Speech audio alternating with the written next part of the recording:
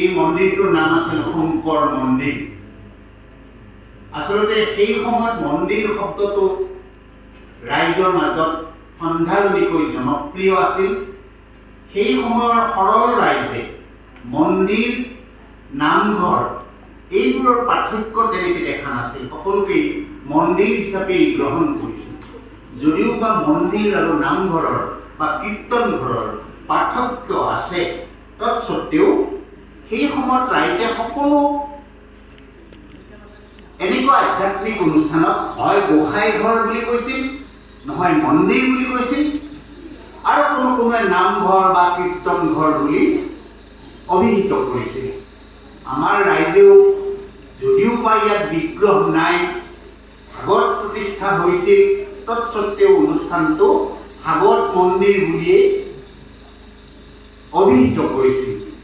সেই 1969 চনৰ পৰা আমি 2019 চনত এই অনুষ্ঠানটোৰ গৌৰৱ উজ্জ্বল সোণালী জয়ন্তী উদযাপন কৰিছিলোঁ। আৰু আজি তাৰ পিছতো সোণালী জয়ন্তীৰ পিছতো আমি প্ৰায় 20, 21, 22, 23 আৰু 4টা বছৰ অতিবাহিত কৰিলোঁ। প্ৰতিটো বছৰতেই আমি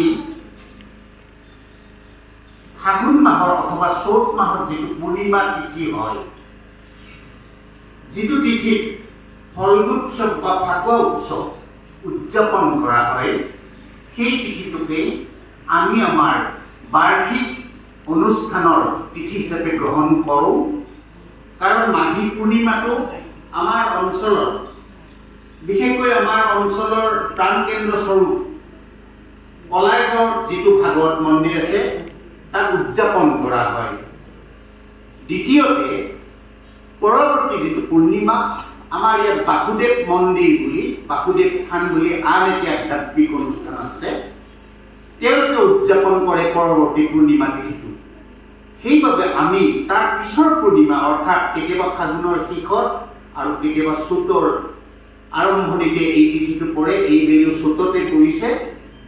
আমাৰ দিনজোৰা কাৰ্যসূচীৰে এইবাৰ অনুষ্টুপীয়াকৈ আমাৰ বাৰ্ষিক অনুষ্ঠানটি ৰাতিপুৱাৰে পৰা ইয়াত অনুষ্ঠিত হৈছে।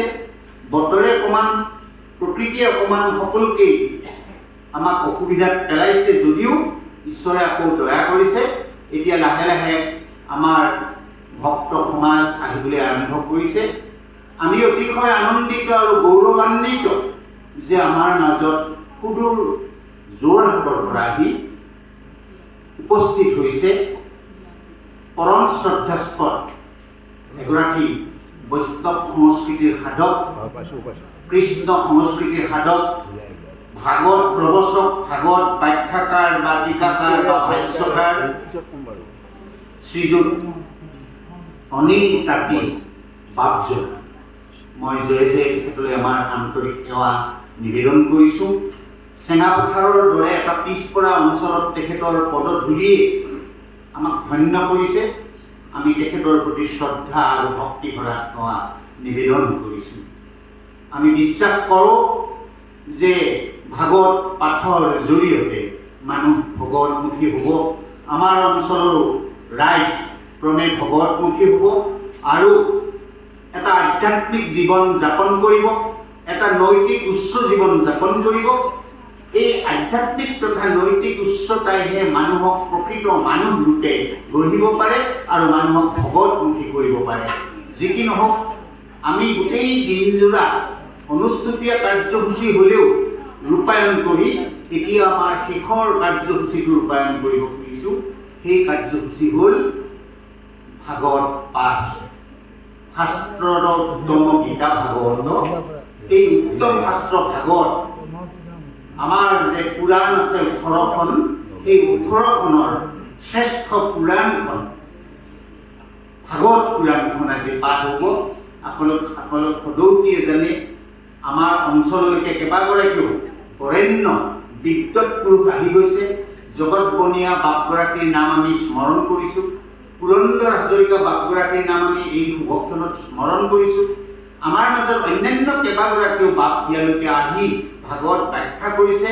একালত হেম ভাই প্ৰভুজনাও ইয়ালৈকে আহিছে।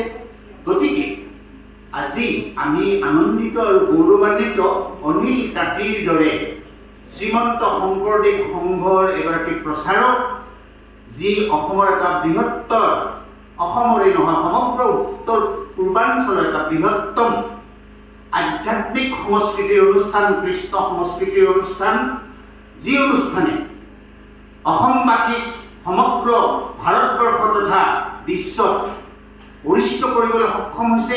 গুৰুজনাৰ মহৎ আদৰ্শ, তেখেতৰ দৰ্শন, এইবোৰ প্ৰতিষ্ঠা কৰিবলৈ যিটো অনুষ্ঠানে শ্ৰীমন্ত শংকৰদেৱ সংঘ নামৰ যিটো অনুষ্ঠানে নিৰন্তৰ প্ৰচেষ্টা চলাই আহিছে, সেই মহৎ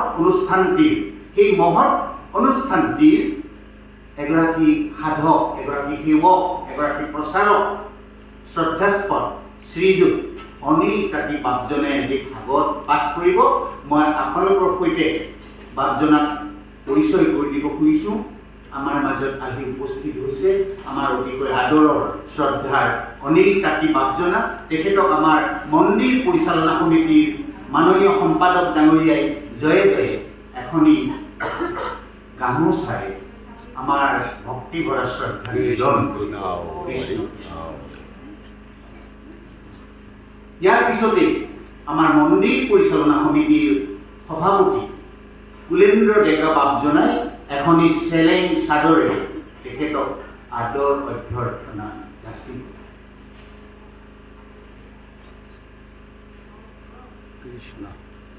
এইখিনিতে মই বিনম্ৰতাৰে জনাব খুজিছোঁ যে আজি এই ভাগৱত পাঠ অনুষ্ঠানটোৰ এক প্ৰকাৰ পৃষ্ঠপোষকতা কৰিছে এই মন্দিৰৰ এগৰাকী পৃষ্ঠপোষক, এই মন্দিৰৰ অত্যন্ত আত্মিকভাৱে সেৱা আগবঢ়াই অহা এগৰাকী সেৱক, এগৰাকী অৱসৰী কৃতি শিক্ষক, সমাজ হিতৈষী শ্ৰীযুত অৰবিন্দ ডেকা বাপে, যিগৰাকীয়ে এই মন্দিৰৰ দীৰ্ঘকাল সম্পাদকৰ পদত অৱতীৰ্ণ হৈছিল, দীৰ্ঘকাল সভাপতিৰ পদত অৱতীৰ্ণ হৈছিল, দীৰ্ঘকাল দেউৰী তথা নামঘৰীয়া ৰূপে অৱতীৰ্ণ হৈছিল। তেখেত এগৰাকী ভকত, মই ভকত তথা বাপ শ্ৰীযুত অৰবিন্দ ডেকাকো শ্ৰদ্ধেয় তাঁতী বাপজনাক আদৰণি জনাবলৈ মই আহ্বান জনাইছোঁ। আৰু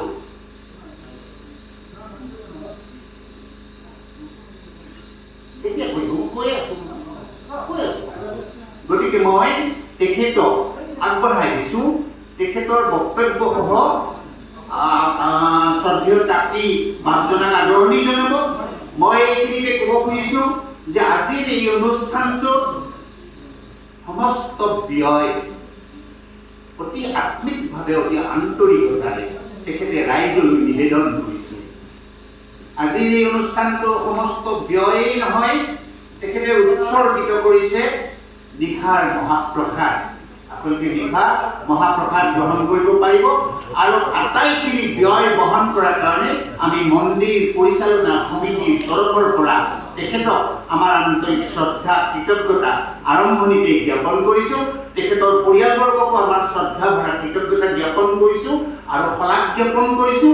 মই আশাবাদী যে তেখেতে এই যে বদান্যতা দেখুৱাইছে, এই যে মহানুভৱতা দেখুৱাইছে, বিশেষকৈ তাঁতী বাপজনাক নিমন্ত্ৰণ জনাই, আচলতে পূৰ্বতে তেখেতৰ ঘৰত বাপজনাক নিমন্ত্ৰণ কৰাৰ কথা আছিল যদিও বতৰৰ প্ৰতি লক্ষ্য ৰাখি লগতে আৰু কিছু জনসমাগম হওক বুলি ইয়াত অনুষ্ঠানটো কৰাৰ আমাক এটা ৰাইজক সুবিধা এটা প্ৰদান কৰিছে। মই পুনৰবাৰ আমাৰ আঞ্চলিক ৰাইজৰ হৈ তেখেতৰ প্ৰতি কৃতজ্ঞতা জনাই এই সমস্ত দায়িত্ব লৈ বদান্যতা আৰু মহানুভৱতাৰ পৰিচয় দিয়াৰ বাবে তেখেত তথা তেখেতৰ পৰিয়ালবৰ্গলৈ শলাগ জ্ঞাপন কৰি আপোনালোকৰ মাজলৈ তেখেতক আগবঢ়াই দিছোঁ।